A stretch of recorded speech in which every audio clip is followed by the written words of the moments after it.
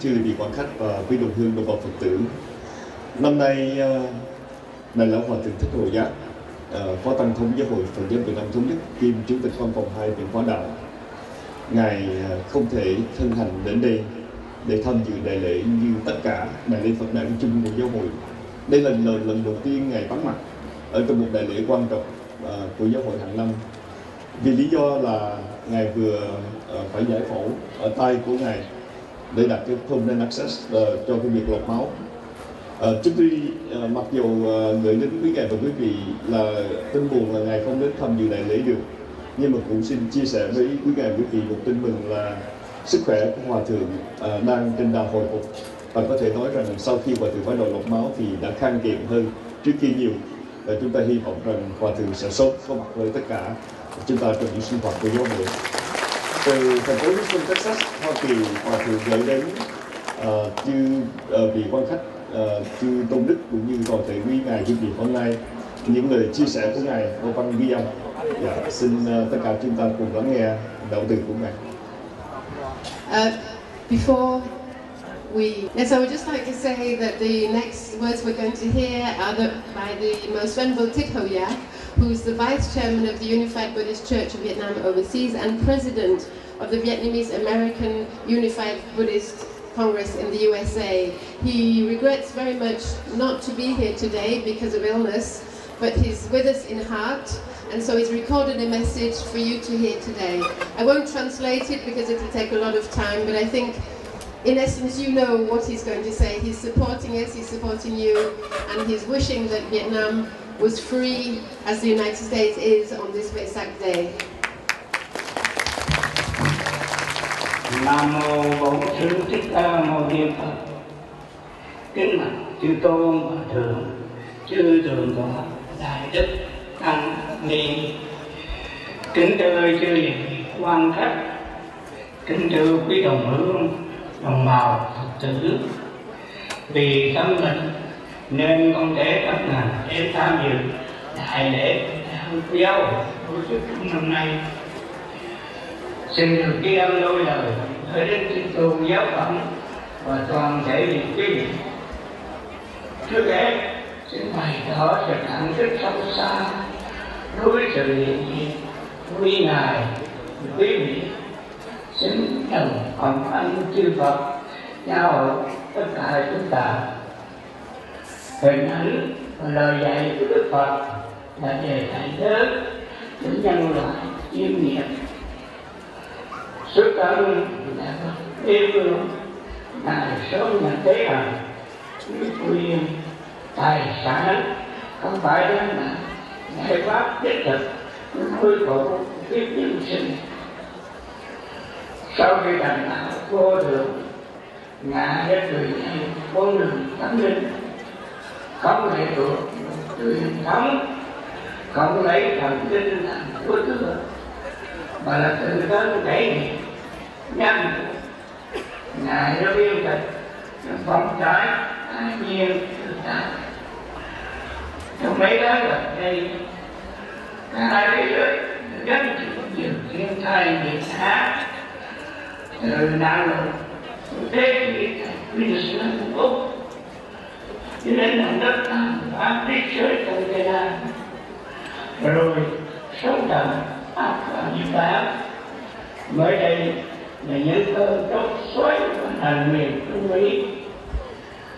Thiên nhiên để cho chúng ta những bài học về giáo lý vô ngã, về sự vô định của cuộc sống, vốn để được Đức Phật dạy từ ngàn xưa. Nhân và thánh nạn, chúng ta hãy cầu niệm cho những nạn nhân thiên tai, người mất được siêu sinh, người còn sống được vãn hồi cuộc sống. Kính thưa chư vị, đối với người Phật tử Việt Nam thì mùa Phật Đản nhắc nhở hai điểm quan trọng. Một là cái lòng tha vui của cổ bố không chỉ của người không Phật. Hai là làm thế nào để thể hiện được đó trong trách nhiệm của người con dân Việt trong hoàn cảnh đất nước bên ngoài sống bên trong cái chế độ độc tài anh chị. Giáo hội Giáo Việt Nam Thống Nhất đã bao Phật Đản đưa ra lời kêu gọi người Phật tử ý thức thực trạng của đất nước, mà trong đó có cái số phận của đạo giáo trong cách mạng Việt Nam. Giáo hội tiếp tục tồn tại trong sự tàn ác của nhà cầm quyền, nhưng vẫn đang phục và phát huy sinh hoạt cũng như cái nhân quyền, tự do, dân chủ đối diện với những chính sách triệt tiêu về hệ thống của chế độ cộng sản Việt Nam. Những gian khổ đó để lùi tự nhiên, nhưng không vì vậy mà chúng ta bỏ cuộc. Từ 3 thập niên qua đã là vậy, mà mai này cũng vậy. Cho tới khi chế độ cộng sản chấm dứt thì chúng ta mới thật sự có tự do. Xin đem tất cả tâm thành hướng về quê hương cầu nguyện thì chư tôn giáo phẩm hội đồng hướng Viện và tất cả tăng ni Phật tử xin cầu nguyện cho một quê hương Việt Nam sống được tự do, và cho tất cả chúng sinh trong đời đồng thể nhập từ tính đại bi đại gia. Xin cảm ơn quý ngài quý vị. Nam mô Bổn Sư Thích Ca Mâu Ni Phật. Vừa rồi là băng ghi âm và đạo từ của Đức Phó Tăng Thống Đại Lễ Phật Đản Thích Hồi Giác. Kính bạch chư tôn chức và thưa quý Phật tử, cũng như hàng năm nay chúng ta hân hoan đón nhận thông điệp của Hội đồng Lưỡng Viện mang chữ ký của Hòa thượng Viện trưởng Đại Lễ Hòa thượng Thích Quảng Độ. Và đặc biệt trong năm nay, thông điệp này được gửi đi cũng là băng ghi âm từ giọng đọc của chính ngài. Xin tất cả chúng ta thành tâm để lắng nghe.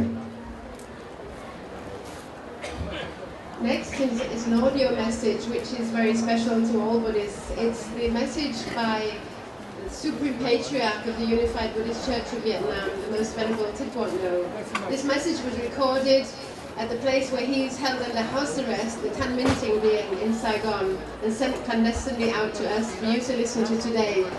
I don't want to translate it, but I think just to take one or two points of what he's saying, this is a man, when you hear what he's saying, this is a man who has spent the last 28 years in detention. He's Vietnam's Nelson Mandela, at the same time Aung San Suu Kyi. He's somebody who keeps the spirit of Vietnamese Buddhism and democracy in Vietnam alive.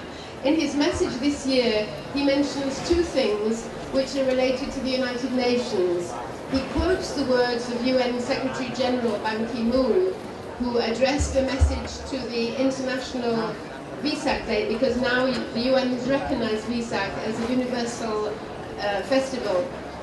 And Ban Ki-moon said, he said that your theme that they chose this year was a theme of socio-economic development. He said this may sound modern, but its core is the very problem of human suffering that Siddhartha Gautama sought to address over 2,500 years ago. Thích Quảng Độ thought this was important because he said that at least the United Nations recognizes that Buddhism, with its values of peace and compassion and tolerance, is a lifeline that can help to solve the problems of humankind.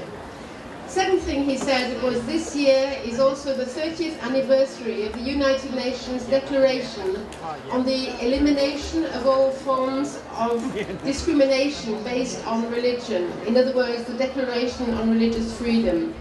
And Thích Quảng Độ said that Buddhists in Vietnam, more than anyone else, have suffered from discrimination because of their religious beliefs. So he ended his message by saying, and I think I'll read his words because they're very eloquent.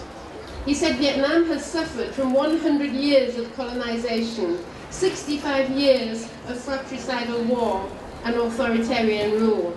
It's time for Buddhists to take their destiny in hand.